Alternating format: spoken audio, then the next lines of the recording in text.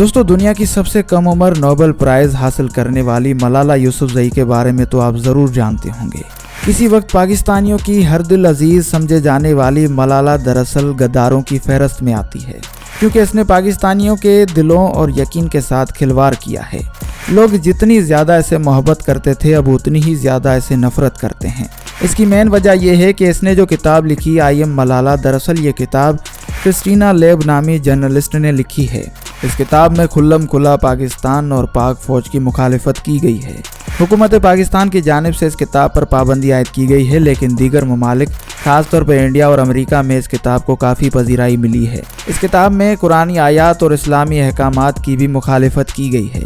मिसाल के तौर पर एक मर्द का 2 खवातीन से निकाह को गलत करार दिया गया है। इस किताब में जना पर 4 लोगों की गवाही को भी गलत करार दिया गया है।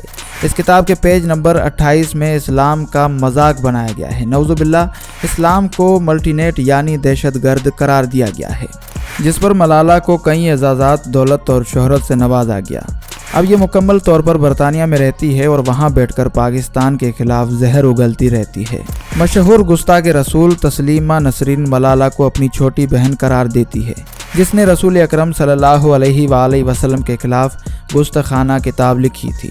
दोस्तों, मलाला की पूरी किताब में अल्लाह ताला के नाम की जगह सिर्फ गॉड लिखा गया है, जबकि हुजूर अकरम सल्लल्लाहु अलैहि वसल्लम के पूरे नाम मुबारक के बजाय सिर्फ मोहम्मद लिखा गया है, पीस बी अपॉन हिम नहीं लिखा गया।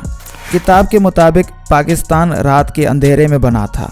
मलऊना और गद्दार मलाला और उसका बाप लोगों के लिए रोल मॉडल तस्वुर किए जाते थे, लेकिन इनका मकरू चेहरा बेनकाब होने के बाद हर पाकिस्तानी इनसे नफरत करता है।